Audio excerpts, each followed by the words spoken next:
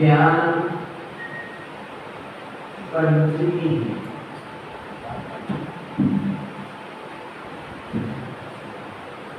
एकम दूज तीज चतुर्थी पंचमी षष्ठी सप्तमी अष्टमी नवमी दसवीं एकादशी द्वादशी त्रयोदशी और चतुर्दशी। तो यहाँ पर कुछ ऐसी तिथियां तिथियों के अपने नाम, जैसे अक्षय तृतीया। तो वैसे तो तीज तिथि तीज है, लेकिन उस तिथि का नाम अक्षय तृतीया हो गया। कोष दशमी, मौन एकादशी, ऐसी बहुत सारी तिथियां हैं जिसको नाम से पुकारा जाता है। तो आज की जो तिथि है ये तिथि पंचमी है। एकम दूज तीज चौथ और पंचमी, दीपावली के बाद तुरंत आने वाली पंचमी तिथि है और इस तिथि को ज्ञान पंचमी बोला जाता है।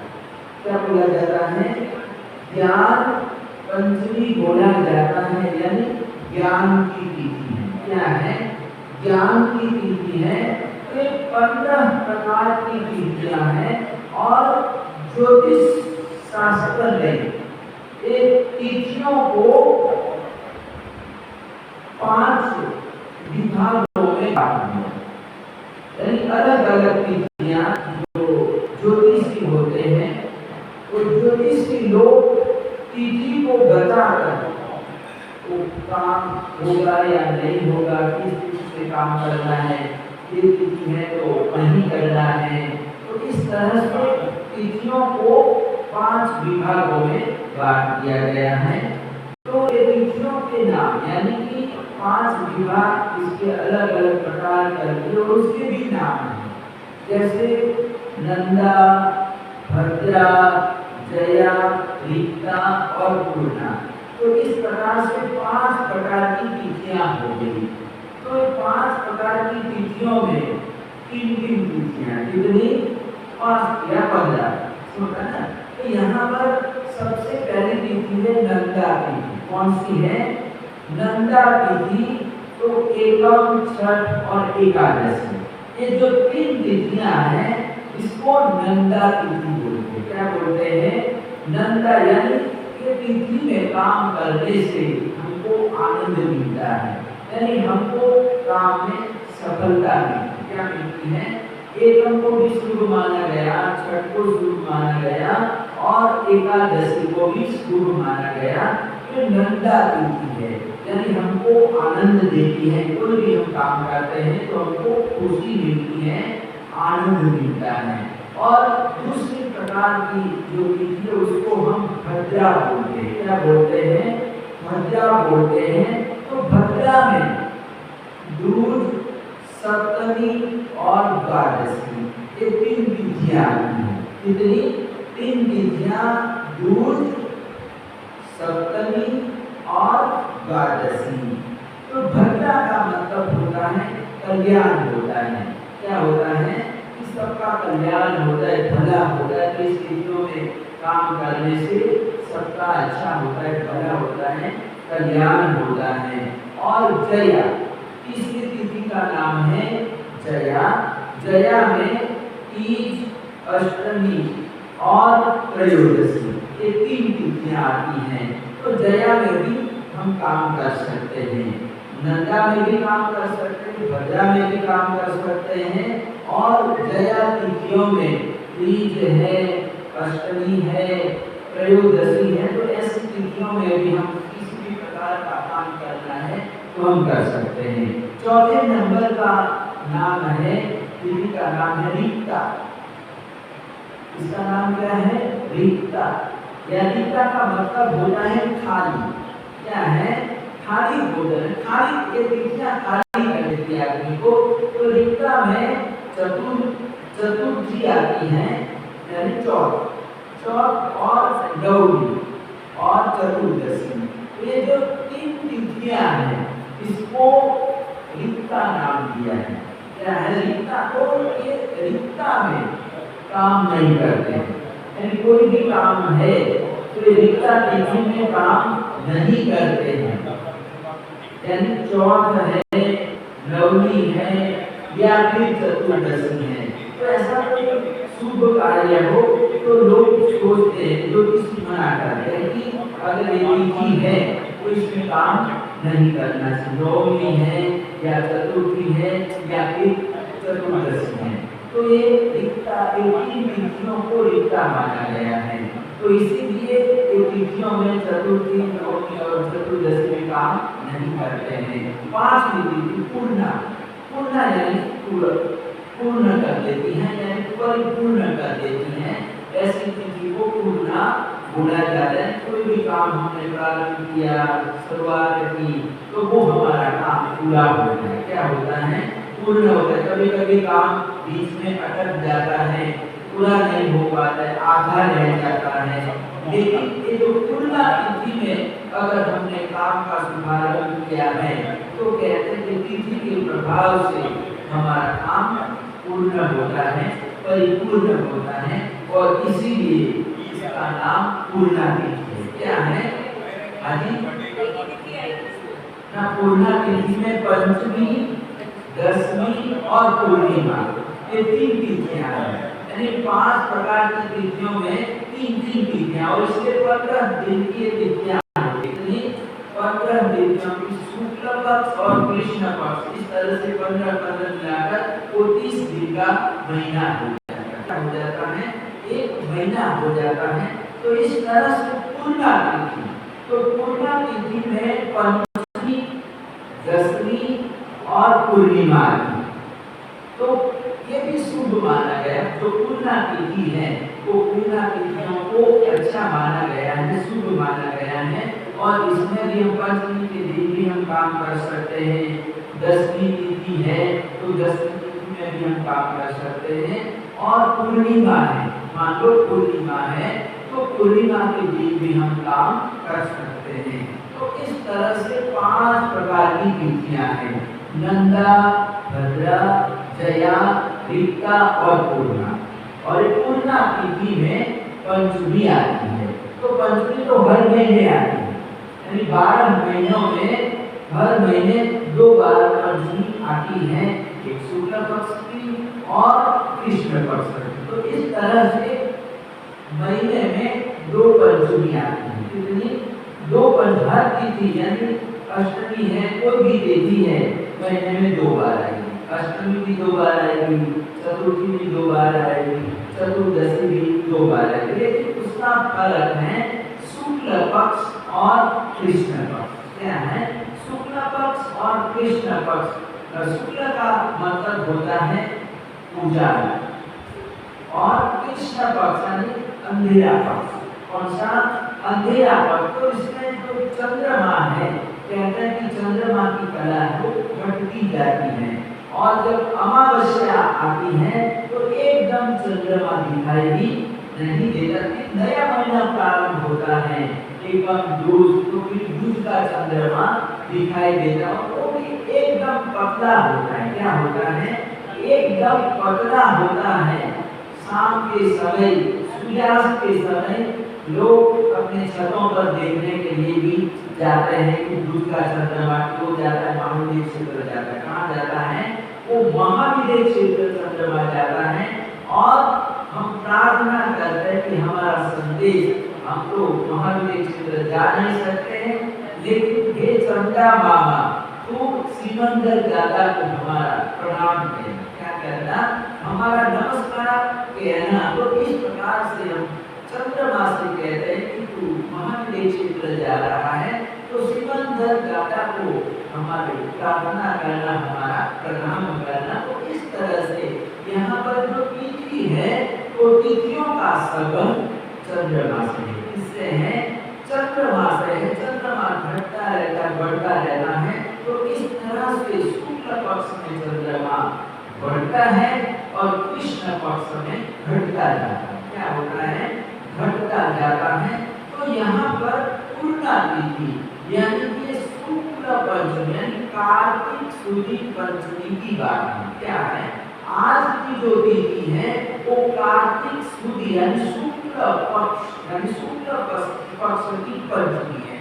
और हमारे जिन शासन में जो कार्तिक शुक्ल पक्ष की जो पंचमी है उसको ज्ञान पंचमी बोला गया। क्या बोला गया?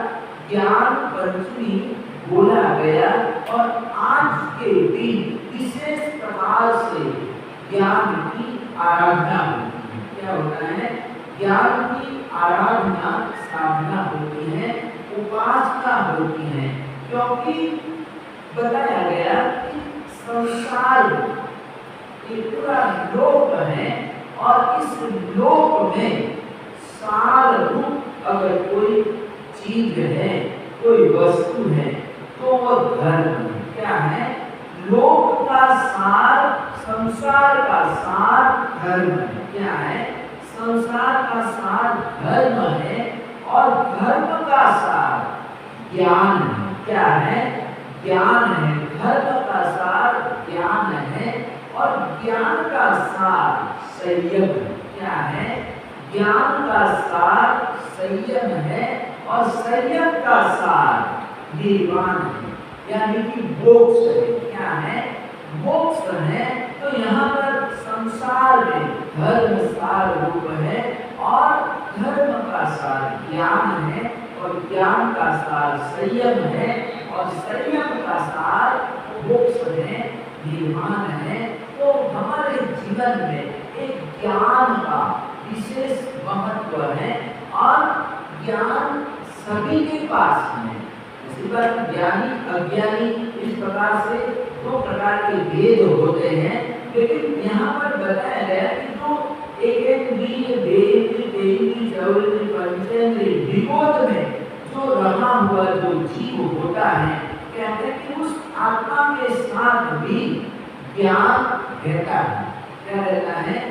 ज्ञान रहता है। बताया गया कि जो ज्ञान का अनंतवा भाग है वो खुला रहता है। यानी आत्मा के साथ जो ज्ञान है वो ज्ञान कभी अलग नहीं होता है। यानी वो आत्मा के साथ ही रहता है।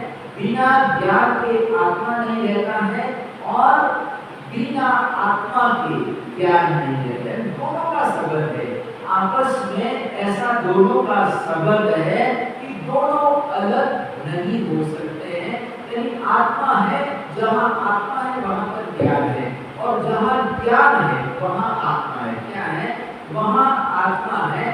तो इस संबंध को एक दर्शन शास्त्र की भाषा में अविनाभाव बोला गया। क्या बोला गया? अविनाभाव यानी कभी अलग नहीं होने वाला है। हमारा आत्मा चाहे कहीं पर भी चला जाए, निकोज में भी चला गया, कहीं पर नरक में पहुंच गया, कहीं भी गया, लेकिन कहते हैं कि आत्मा के साथ जो ज्ञान है, जो ज्ञान गुण है, वो हमेशा रहता है।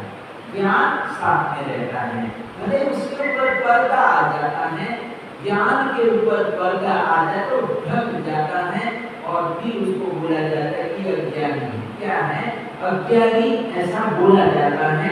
लेकिन कहते हैं कि उस आत्मा में ज्ञान रहा हुआ है, क्या है, ज्ञान है, लेकिन बीच में पर्दा आ गया है। क्या है पर्दा? जैसे सूर्य आकाश में चमकता है लेकिन बीच में बादल आ जाता है तो सूरज का जो प्रकाश होता है वो प्रकाश ढक जाता है और यहाँ तक धरती तक प्रकाश पहुँच नहीं पाता है, आ नहीं पाता है। तो वैसे ही आत्मा के साथ ज्ञान तो रहता है लेकिन कहते हैं कि बीच में पर्दा आ जाता है और वो पर्दा है ज्ञानावली कर्म। कौन सा पर्दा है? ज्ञानावली कर्म का पर्दा। और एक ज्ञान की उपासना, ज्ञान की आराधना हम इसलिए करते हैं कि जो हमारी आत्मा के ऊपर जो ज्ञानावरणीय कर्म का जो पर्दा आ गया है, बीच में पर्दा आ गया है, उसको हटाने के लिए, दूर करने के लिए हम ज्ञान की आराधना करते हैं, ज्ञान की उपासना करते हैं। क्या करते हैं? ज्ञान की उपासना करते हैं। जैसे क्लास होती है, पूरी क्लास 50-60 बच्चों की क्लास होती है और क्लास में पढ़ाने वाला जो शिक्षक, जो टीचर होता है, वो समान भाव से सभी को पढ़ाता है। क्या करता है? उसके लिए सब बराबर हैं। अपने 60 विद्यार्थी हैं, 60 विद्यार्थियों को बिना भेदभाव के वो पढ़ाता है और वो चाहता है कि सारे विद्यार्थी पढ़ लिख कर तैयार हो जाए, ज्ञानी बन जाए। क्या बन जाए? मैं सबको तैयार कर दूं, पढ़ा लिखा कर तैयार कर दूं।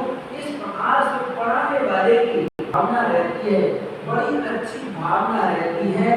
लेकिन इस 60 बच्चों में कोई बच्चा पढ़ पाता है, किसी को तुरंत समझ में आ जाता है, किसी को बार बार समझाना पड़ता है और किसी को बार बार समझाने पर भी उसकी समझ में नहीं आता है, पाठ याद नहीं होता है।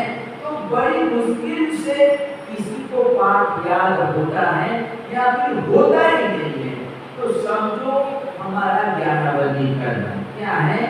मेहनत करने पर भी, परिश्रम करने पर भी अगर हम पढ़ नहीं पा रहे हैं, कुछ भी सीख नहीं पा रहे हैं, तो समझो हमारा ये ज्ञानावली करना क्या है?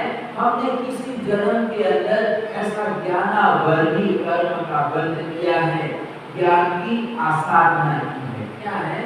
ज्ञान की हमने आसाधना की है और वो हमारा ज्ञानावली कर्म वर्तमान समय में उदय में आया है। क्या है? उदय में आया है और इसलिए हम चाहते हुए भी पढ़ना तो चाहते हैं और पढ़ने के लिए सारी सुविधा भी है। क्या है? माँ बाप ने, माता पिता ने सारी सुविधा कर दी, पढ़ने के लिए ट्यूशन भी रख दिया, अच्छे स्कूल में भर्ती भी करा दिया, सारी व्यवस्था कर दी, लेकिन फिर भी हम पढ़ नहीं पाते। बच्चा पढ़ नहीं पाता है तो उसके पीछे उसके कर्म का दोष है। किसका दोष है? कर्म का दोष है, ज्ञानावली कर्म का दोष है। पढ़ाने की सारी सुविधा है लेकिन सब कुछ होते हुए भी ज्ञान नहीं हो पाता है, पढ़ाई नहीं कर पाता है, तो उसके पीछे व्यक्ति का ज्ञानावली कर्म होता है।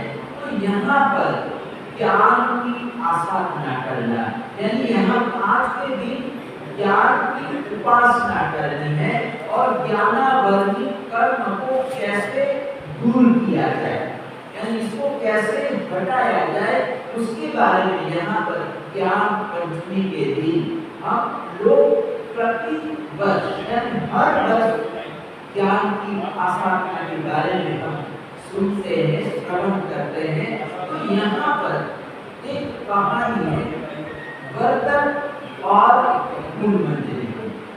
ज्ञान पंचमी के पर्व पर, के तिथि पर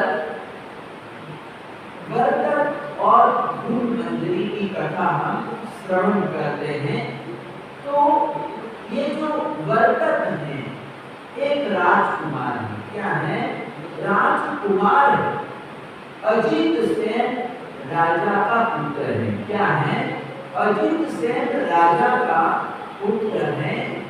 और जब वो 8 वर्ष का हुआ तो राजा ने अपने पुत्र को, अपने राजकुमार को पढ़ाने के लिए अच्छे अच्छे उपाध्याय कलाविदों को बुलाया और उनको कहा कि मेरे बेटे को, मेरे पुत्र को पढ़ाना है, तैयार करना है, क्योंकि ये मेरा वारसदार है, मेरा उत्तराधिकारी है। क्या है? मेरा उत्तराधिकारी। मेरे बाद इसके कंधों पर राज्य की जिम्मेवारी आने वाली है। तो अभी इसको तैयार करना, पढ़ाना लिखाना है, सभी कलाओं में इसको निष्णात करना है। तो उपाध्याय ने कहा, राजन आपकी जो भावना है, आपकी आज्ञा के अनुसार होगा और हम दिल लगाकर अपने राजकुमार को हम पढ़ाएंगे और थोड़े समय में हम पढ़ा लिखा कर राजकुमार को तैयार कर देंगे, आप निश्चिंत रहिए। और इस तरह से राजा ने सारी सुविधा कर दी पढ़ाने लिखाने की कि मेरे पुत्र के किसी तरह की कोई कमी रहनी नहीं चाहिए। राजा के वहाँ क्या कमी हो सकती है, पूरा प्रबंध कर दिया गया और उपाध्याय भी पढ़ाने लगे। लेकिन इतने सारे पढ़ाने वाले उपाध्याय हैं, बारी-बारी से पढ़ाते हैं, समझाते हैं, लेकिन राजकुमार को कुछ भी समझ में नहीं आ रहा। वो पढ़ा रहे हैं लेकिन राजकुमार पढ़ नहीं पा रहा है। 1 वर्ष, 2 वर्ष, 3 वर्ष, 4 वर्ष, 5 वर्ष इस तरह से पढ़ाते थे, लेकिन उसको कुछ याद ही नहीं रहता था, कुछ आता ही नहीं था, कुछ समझ में ही नहीं आता था। तो इस तरह से राजकुमार बड़ा हो गया। क्या हो गया? बड़ा हो गया, फिर भी अनपढ़ रह गया, यानी वो पढ़ ही नहीं पाया। पढ़ने की सारी सुविधा के सारे साधन थे, सब कुछ था, पढ़ाने वाले भी थे, लेकिन वो मूर्ख रह गया। क्या हुआ? मूर्ख रह गया। तो राजा को बड़ी चिंता हुई कि मेरा बेटा तो, मेरा पुत्र तो है, लेकिन अपने मूर्ख पुत्र को देखकर पिता को बड़ी पीड़ा होती है, दर्द होता है। क्या होता है? दर्द होता है। यहाँ पर कहते हैं कि मूर्ख पुत्र है। क्या है? मूर्ख पुत्र है। तो कहते हैं कि पिताजी जैसे ही अपने पुत्र को देखता है, तो पुत्र को देखकर पिता को पीड़ा होती, दर्द होती कि कुछ पढ़ा लिखा नहीं। क्या है? पढ़ा लिखा आगे कैसे जीवन जिएगा, उसको कौन लड़की देगा? इस तरह से तरह तरह की चिंता पिता को होती है। तो राजा है, तो राजा होते हुए भी उसको चिंता सताने लगी कि अब मैं तो बूढ़ा होने आया हूँ, मेरी अवस्था होने आई है और ये अनपढ़ रह गया, अभी मेरा इतना बड़ा विशाल राज्य कौन संभालेगा? यानी ये तो वैसा का वैसा ही रह गया, तैयारी नहीं हुआ, कुछ पढ़ा लिखा नहीं है, अनपढ़ है और इसका शादी विवाह भी होने वाला नहीं है। कौन उसका राजा, कौन इसको राजकुमारी देगा, बेटी देगा? तो इस तरह से राजा की चिंता बढ़ जाती है, राजा चिंता में पड़ जाता है। और इधर नगर का सिंहदास नाम का एक नगर सेठ है और उसकी एक बेटी है जिसका नाम गुणमंजरी है। क्या है? गुणमंजरी है। तो गुणमंजरी भी जन्म से ही गूंगी है। क्या है? गूंगी है, बोल नहीं पा रही है और साथ में बीमार भी है। क्या है? साथ में बीमार भी है। तो इस तरह से उसका गूंगापन दूर हो जाए, फिर बोलने लगे और स्वस्थ हो जाए, इसके लिए सेठ ने भी बहुत दवाई उपचार वगैरह करवाए, लेकिन कोई सफलता मिली नहीं। तो सिंहदास को भी अपनी बेटी के बारे में चिंता सताने लगी कि बड़ी हो गई, लेकिन गूंगी है और फिर ऊपर से रोगी भी है, तो इसके साथ शादी कौन करेगा? तो इस तरह से पिता को चिंता सताने लगी। दोनों दुखी हैं, राजा भी दुखी है और नगर सेठ भी दुखी है, अपनी पुत्री से दुखी है और राजा अपने पुत्र से वर दर्द से बड़ा चिंतित है, बड़ा दुखी है और ये समस्या है कि इनको कैसे तैयार पढ़ाया लिखाया जाए, ज्ञान दिया जाए, इनकी समझ में नहीं आ रहा था। तो इतने में एक जैनाचार्य महान शासन प्रभावक ऐसे प्रातः स्मरणीय आचार्य भगवान विजय सेन सुरीश्वरी महाराजा का पदमपुर नाम के नगर में पदार्पण होता है, पधारते हैं आचार्य भगवान पधारते हैं। तो जैन संघ ने आचार्य भगवान का स्वागत किया, नगर प्रवेश करवाया, सामैया वगैरह बड़े ठाट से धूमधाम से आचार्य भगवान का नगर प्रवेश करवाया और नगर प्रवेश करवाने के बाद उपाश्रय में आचार्य भगवान का प्रवचन हुआ। तो प्रवचन श्रवण करने के पूरा नगर आया हुआ था, राजा भी बैठा हुआ था और सिंहदास सेठ भी बैठा हुआ था और अपने राजकुमार वर्ग को और इधर उन मंत्री को सिंहदास साथ में ही लेकर सभा में आया हुआ था। तो आचार्य भगवंत ने अपने प्रवचन में ज्ञान की महिमा के बारे में बताया कि जीवन में ज्ञान का कितना महत्व है। जो अज्ञानी होता है वो अज्ञानी दर दर ठोकरे खाता रहता है, कहीं अज्ञान जैसा कोई दुख नहीं है। क्या है? अज्ञान जैसा कोई दुख नहीं है और ज्ञान जैसा कोई सुख नहीं है। क्या है? ज्ञान जैसा सुख नहीं है और इसीलिए ज्ञान की उपासना करनी चाहिए, ज्ञान प्राप्त करना चाहिए। तो इस प्रकार से आचार्य भगवंत ने ज्ञान के बारे में बताया। तो राजा ने सवाल किया, प्रवचन पूरा हुआ, जनता अपने अपने घर चले गए, सब लोग अपने अपने घर चले जाते हैं। तो उस समय राजा आचार्य भगवंत से पूछता है कि भगवान कृपा करके बताने की कृपा करे कि मैंने अपने बेटे को पढ़ाने के लिए भरसक प्रयास किया, अच्छी सुविधा की, पंडितों को रखा, विद्वानों को रखा, लेकिन एक भी विद्वान उसको पढ़ा नहीं पाया, यानी कुछ भी पढ़ नहीं पाया। तो कौन सा ऐसा कारण है कि ये पढ़ नहीं पाया, मेरा बेटा पढ़ नहीं पाया? तो क्या वजह है, उसकी क्या वजह है, क्या कारण है? सुविधा सब थी, लेकिन फिर भी सब कुछ होते हुए भी मेरा बेटा अनपढ़ रह गया, मूर्ख रह गया। तो क्या बात है, क्या कारण है? तो आचार्य भगवंत ने कहा कि ये जो आपका बेटा वर्तमान समय में जो राजकुमार बलदत्त है, इसने पूर्व भव में ज्ञान की आसाधना की। क्या है? इसने, इस जीवात्मा ने पूर्व भव में ज्ञान की आसाधना की है और इसलिए वर्तमान समय में आपने पढ़ाने के लिए, ज्ञानी बनाने के लिए पूरा प्रयास किया, लेकिन उसको कुछ एक अक्षर भी सीख नहीं पाया, यानी एक उसके लिए अक्षर भैंस के बराबर हो गया, यानी कुछ भी पढ़ नहीं पाया। तो इसका कारण है इसने पूर्व भव में ज्ञान की आसाधना की थी। तो राजा ने पूछा कि मुझे थोड़ा सा आपसे भी विस्तार से बताने की कृपा करें। तो आचार्य भगवंत ने कहा कि ऐसी बात है, पूर्व भव में एक दो भाई थे, दो सगे भाई थे और दोनों भाइयों में छोटे बड़े साथ में एक आचार्य भगवंत के पास दीक्षा ली। क्या लिया? दीक्षा लिया और दीक्षा लेने के बाद दोनों पढ़ाई करते हैं, पढ़ते हैं। तो जो छोटा भाई था वो पढ़ने में ज्यादा होशियार था, यानी वो तीक्ष्ण बुद्धि वाला था, प्रतिभा संपन्न था। तो वो पढ़ लेकर तैयार हो गया और इधर आचार्य भगवंत की उम्र हो गई थी, अवस्था हो गई थी। तो फिर आचार्य भगवंत ने उसको आचार्य पद दे दिया और कहा कि तेरे को इस सारे संघ की, समुदाय की जिम्मेवारी तेरे को मैं सौंपता हूँ, मेरा पटधर है। क्या है? तू मेरा पटधर अंतर है।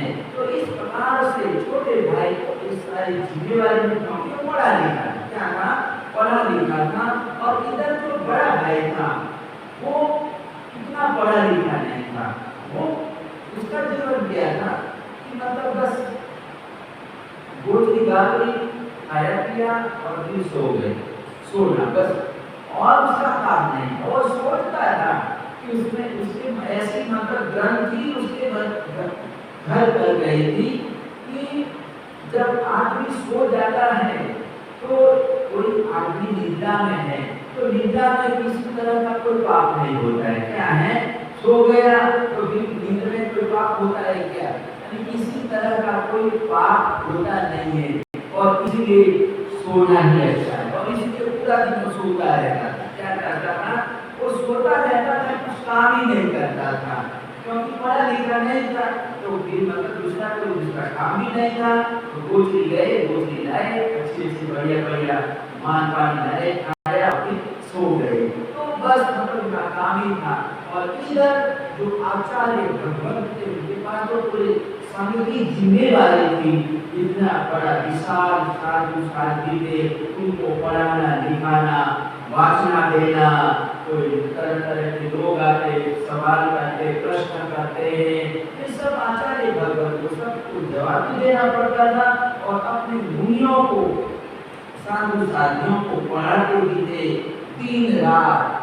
तो आराम जैसा कुछ मिलता ही नहीं था, यानी हमेशा कोई साधु बैठा रहता था, एक गया दूसरा आया, दूसरा आ गया, दूसरा आ गई, तो कोई न कोई सवाल होता था तो सीधे आचार्य भगवान के पास ही आते थे, पूछते थे।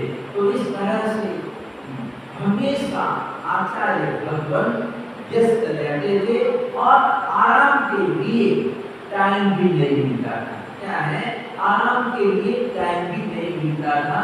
और हमेशा दिन रात कोई लगा रहता था, पढ़ाने लिखाने का काम तो इस तरह से चलता रहता था। तो एक दिन वो सोच रहे हैं, अपने बड़े भाई को देख रहे हैं कि मैंने पढ़ लिख कर बड़ी गलती कर दी।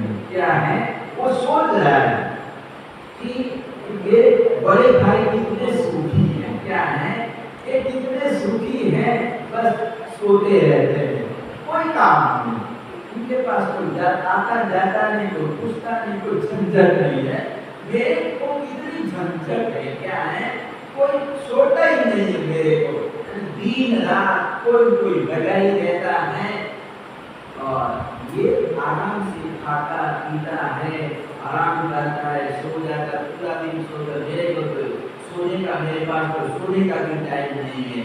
और इस तरह से सोच रहा है। क्या वो सोच रहा है कि मैंने ज्ञान प्राप्त करके बड़ी भूल की। क्या है, मैंने ज्ञान प्राप्त करके गलती कर दी है। और एक ज्ञानी होने का मेरे को दुष्परिणाम मिला कि आराम भी नहीं मिल पा रहा है। क्या है, आराम भी नहीं मिल पा रहा है। तो इस तरह सोच रहा है, मानसिकता उसकी बिगड़ गई। क्या है, उसका उसी अभी तक तो पढ़ा रहा था, अपने शिष्यों को प्रेम से वाचना देता था, तो सवाल करता था, तो जिज्ञासा, बस कुछ भी जिज्ञासा प्रकट करता था, उसकी जिज्ञासा को शांत करता था। लेकिन जब मानसिकता बिगड़ गई, उसकी मानसिकता बिगड़ गई कि मेरे को बिल्कुल आराम मिलता नहीं है।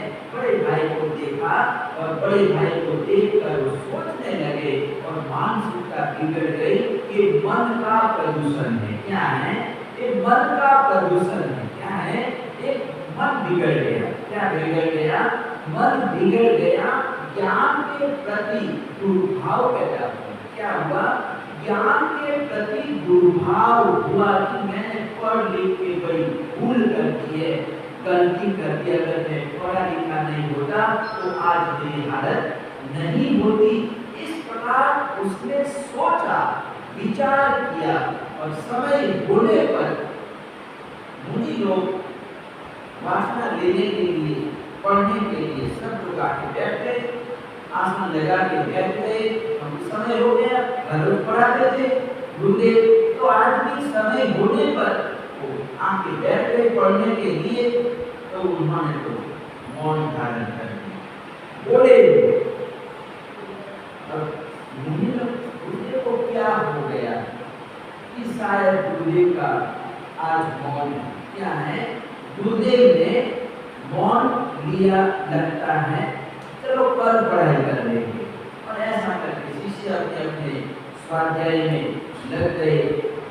और दूसरे दिन आए, बैठे, आकर बैठे, लेकिन दिल में आज भी मौन है, कुछ बोले ही नहीं। तो शिष्यों ने समझा दूल्हे के साथ मौन रख ले लिया है। तो इस तरह से पढ़ने के लिए साधु महाराज आ रहे हैं, सामने बैठ भी जाते हैं, कई लोग पूछने वाले भी आते हैं, लेकिन आचार्य भगवत ने मौन ले लिया। क्या ले? बोलना ही नहीं। क्या है? बोलना ही नहीं है। और ऐसा करके अब अपने पास शक्ति है, क्या है? अपने पास ज्ञान है, उनकी शक्ति है, तो कहते हैं कि उसका सदुपयोग करो। क्या करो? इसका सदुपयोग, उसको बांटो। क्या करो? अपने पास देने के लिए है तो फिर देना चाहिए, बांटना चाहिए। ठीक है, हमारे पास नहीं है तो ठीक है, हम नहीं दे पा रहे, लेकिन अगर हमारे पास देने के लिए है, बांटने के लिए है, तो बांटना चाहिए। क्या करना चाहिए? बांटना चाहिए, शक्ति का सदुपयोग करना चाहिए। लेकिन आचार्य भगवंत ने इतने पढ़े लिखे ज्ञानी होते हुए भी उन्होंने अपने शिष्यों को वासना नहीं दी, पढ़ाया नहीं। क्या है? पढ़ाया लिखाया नहीं। शक्ति होते हुए भी उन्होंने शक्ति का उपयोग नहीं किया। सभी के पास शक्ति होती है, जैसे मैं बोल सकता हूँ, प्रवचन कर सकता हूँ। अब मैं प्रवचन के समय लोगों को कह दूं कि आज तो मेरा मौन है। क्या है? आज तो मेरा मौन है, आज मैं प्रवचन नहीं करूँगा। तो इस तरह से यानी आलस प्रमाद के कारण कहते हैं कि मना कर देना कि आज मेरे पास टाइम नहीं, मेरे पास समय नहीं, बाद में आना। तो इस तरह से टालना, किसी बात को टाल देना, तो कहते हैं कि ये ज्ञानावली करना। तो आचार्य भगवत ने अपने शिष्यों को पढ़ाया नहीं, वासना नहीं दी, और कहते हैं दुर्भाव में मरकर आपके पुत्र राजकुमार बने। क्या बने हैं? पूर्व भव में एक जैनाचार्य। क्या थे? एक जैनाचार्य थे, लेकिन उन्होंने जैनाचार्य होते हुए ज्ञान की आशा में ज्ञानावली कर्म का बंध किया। क्या किया था? ज्ञानावली कर्म का बंध किया था। ज्ञान के प्रति दुर्भाव पैदा हुआ। क्या हुआ? दुर्भाव पैदा हुआ और ज्ञानावली कर्म का बंध हुआ। और वर्तमान समय में आपने उसको पढ़ाने लिखाने के लिए कोशिश की, प्रयत्न किया, लेकिन फिर भी पढ़ नहीं पाया, क्योंकि इसका जो ज्ञानावली कर्म है वो जबरदस्त है। क्या है? ज्ञानावली कर्म जबरदस्त है।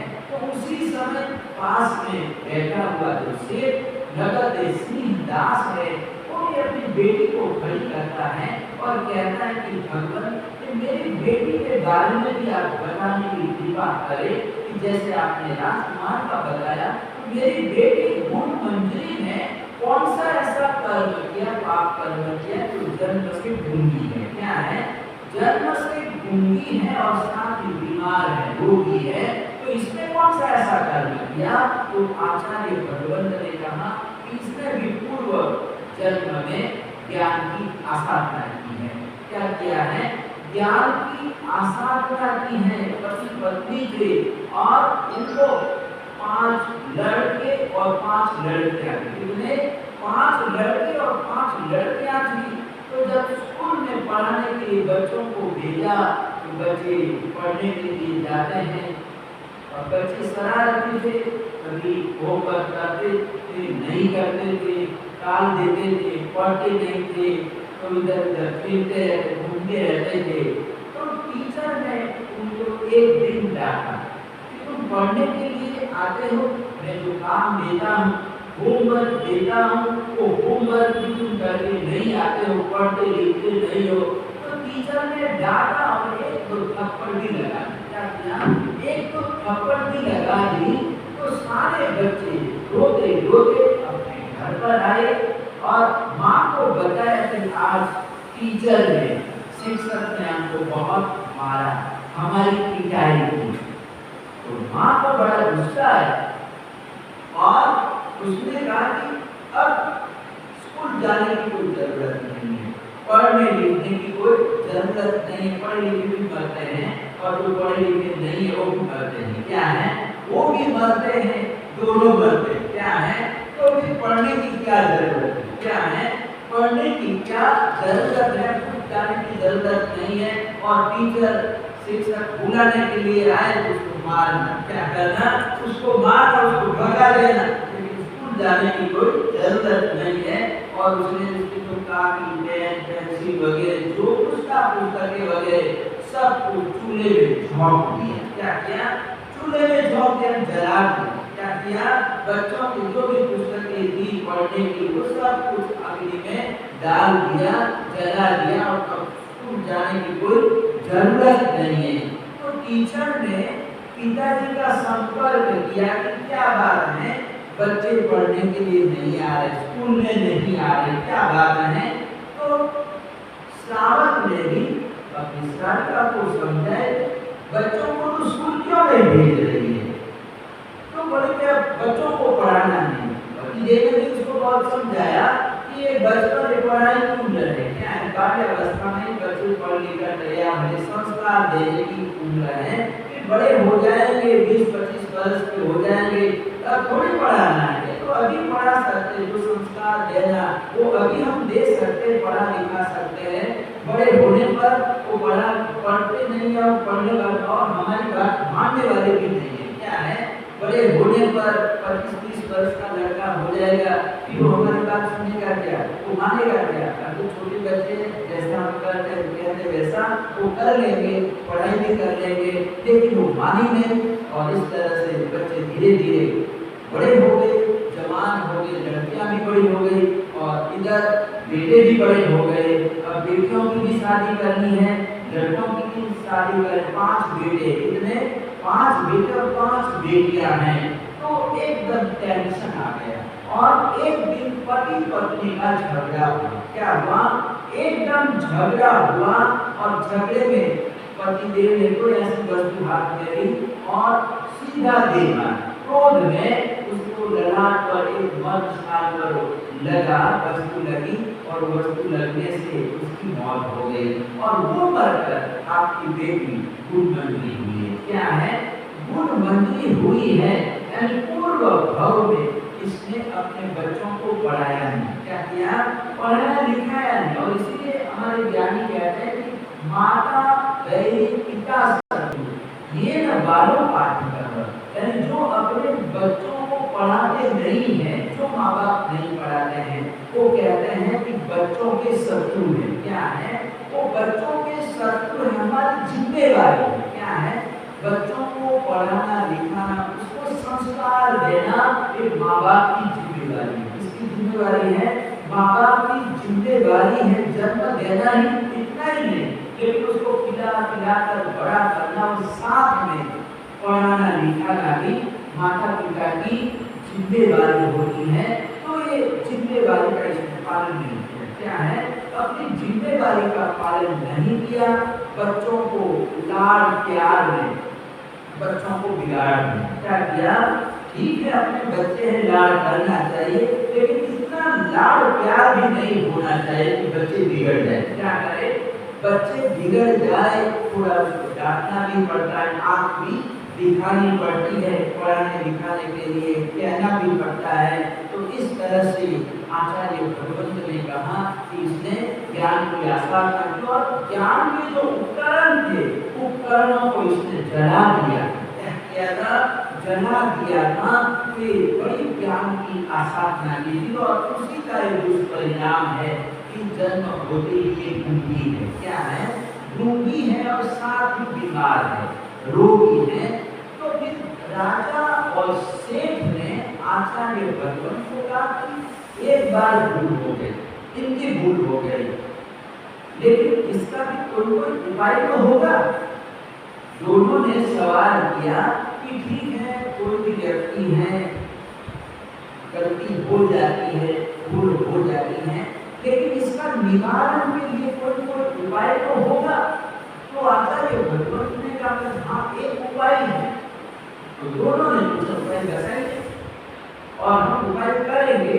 तो आचार्य भगवंत ने कहा कि अगर ज्ञानावली कर्म को दूर करना है तो ये कार्तिक शुक्ला पंचमी ज्ञान पंचमी की आराधना कराओ। क्या करो कि ज्ञान पंचमी की आराधना कराओ और विधि पूर्वक आराधना करनी है।